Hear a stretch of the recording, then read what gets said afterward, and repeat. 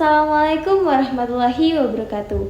Perkenalkan, nama saya Mesya Nabul Rais, sekolah SMP Negeri 7 Buru, kelas 9B. Pada kesempatan kali ini, izinkan saya membawakan materi tentang menulis teks puisi kelas 8 bab 4.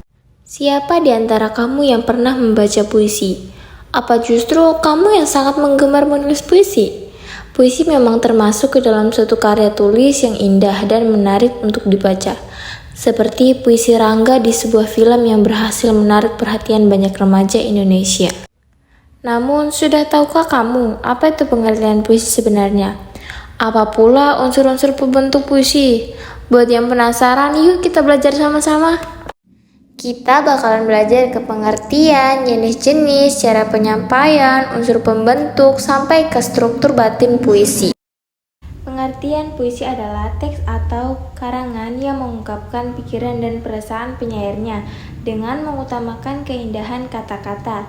Dalam puisi, kita dapat mengungkapkan berbagai hal, seperti kerinduan, kegelisahan, atau pengagumuan yang kamu ungkapkan dalam bahasa indah. Hanya saja kamu jarang menyadarinya bahwa itu adalah puisi. Istilah yang berkaitan dengan puisi. Penyair, orang yang menulis puisi. Larik, barisan dalam puisi. Bait, kumpulan larik. Licentia poetica, kebahasaan yang diberikan sastrawan, khususnya penyair, untuk memanipulasi penggunaan bahasa. Tujuannya untuk memberikan efek tertentu dalam karyanya. Jenis-jenis puisi. Terdapat beberapa jenis puisi berdasarkan cara penyair mengungkapkan isi atau gagasannya, yaitu puisi naratif, puisi lirik, dan puisi deskriptif. Kita bahas satu persatu ya. Puisi naratif. Puisi naratif adalah puisi yang mengungkapkan cerita atau penjelasan penyair. Puisi naratif terbagi menjadi dua, yaitu balada dan romansa. Wah, apa itu bedanya? Nah, balada adalah jenis puisi yang bercerita tentang orang-orang perkasa maupun tokoh pujaan. Contoh puisi balada ini pernah ditulis oleh W.S. Rendra yang berjudul Balada Orang-orang Tercinta. Sementara itu, romansa adalah jenis puisi yang bercerita tentang kisah percintaan dan diselingi perkelahian atau petualangan. Contohnya puisi karya Sitor Sitomorang yang berjudul Lagu Gadis Itali. Puisi lirik. Puisi lirik adalah puisi yang mengungkapkan berbagai perasaan penyairnya. Puisi lirik dibagi menjadi 3 macam, yaitu elegi, serenada, dan ode. Elegi adalah puisi yang mengungkapkan perasaan duka dari si penyairnya. Contohnya Elegi Jakarta karya Asrul Sani. Serenada adalah sajak percintaan yang dapat dinyanyikan. Nyanyian serenada ini dapat dinyanyikan pada waktu senja. Contohnya puisi Serenada Biru karya W.S. Rendra. Ode merupakan jenis puisi yang berisi pujian yang dapat ditunjukkan untuk seseorang, suatu hal maupun suatu keadaan. Contohnya puisi yang ditulis oleh Chairil Anwar yang berjudul Diponegoro. Puisi deskriptif. Puisi deskriptif adalah puisi di mana penyair bertindak sebagai pemberi kesan terhadap suatu keadaan, peristiwa, benda maupun suatu yang menarik perhatiannya. Puisi deskriptif terbagi menjadi 2, yaitu satire dan puisi kritik sosial. Satire adalah puisi yang mengungkapkan perasaan tidak puas penyair terhadap suatu keadaan, tetapi dengan cara menyindir atau menyatakan hal yang sebaliknya.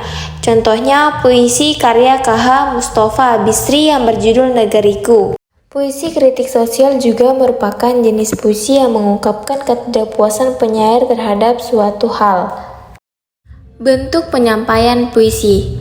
Ada beberapa cara yang bisa kita lakukan untuk menyampaikan puisi, seperti membacakan puisi, deklamasi puisi, atau bisa juga dalam bentuk pertunjukan puisi. Lalu bedanya apa ya? Membacakan puisi.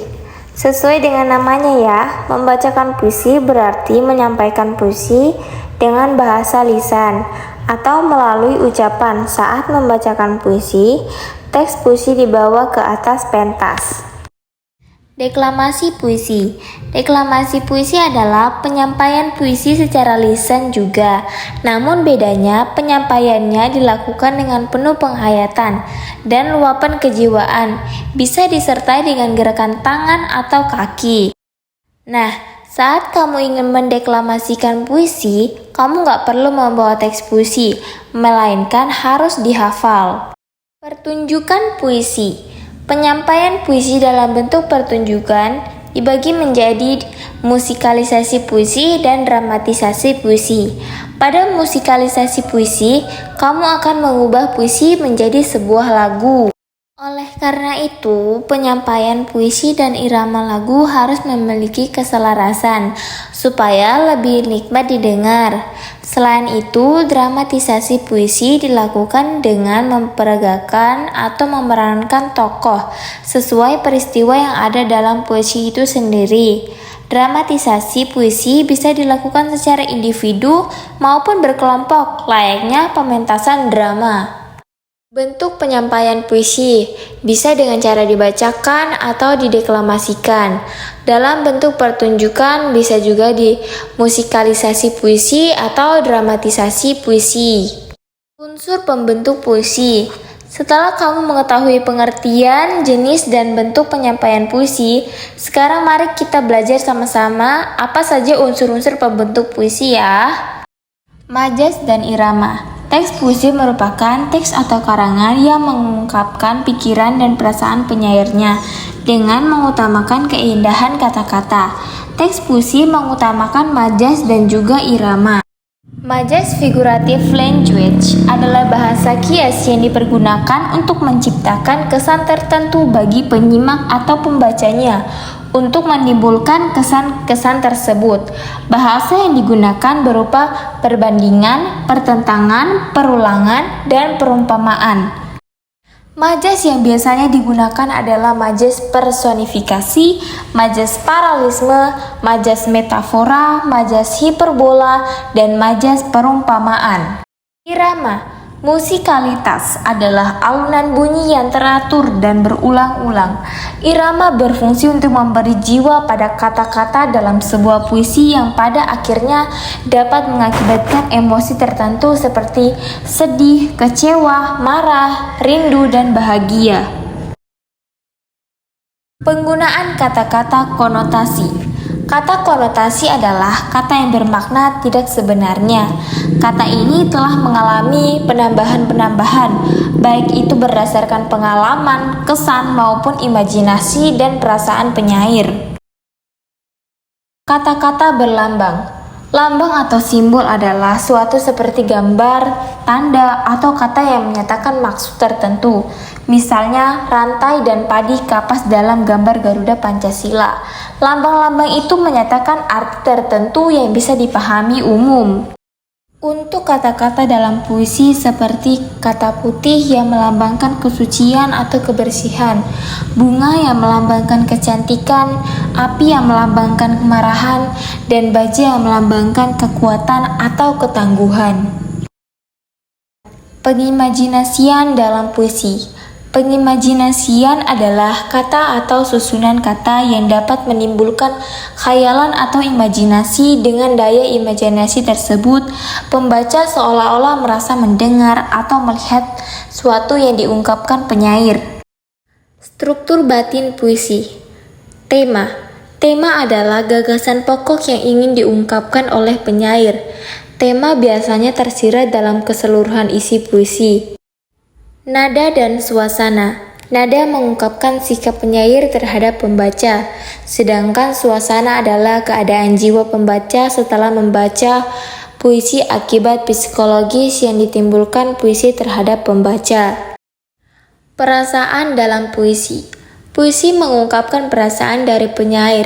Jika penyair hendak mengungkapkan keindahan alam, maka sebagai sarana ekspresi, ia akan mengungkapkan imajinasi-imajinasi majas, serta diksi yang mewakili makna tentang keindahan alam. Amanat. Amanat merupakan suatu pesan yang ingin disampaikan penyair dalam puisinya. Pesan tersebut dihadirkan dalam ungkapan tersembunyi. Amanat akan selaras dengan tema dari puisi tersebut. Sekian materi yang bisa saya sampaikan. Mohon maaf apabila ada kesalahan. Saya akhiri dengan ucapan wassalamualaikum warahmatullahi wabarakatuh. I'm kicking back and I'm vibing, I'm chilling, I'm good.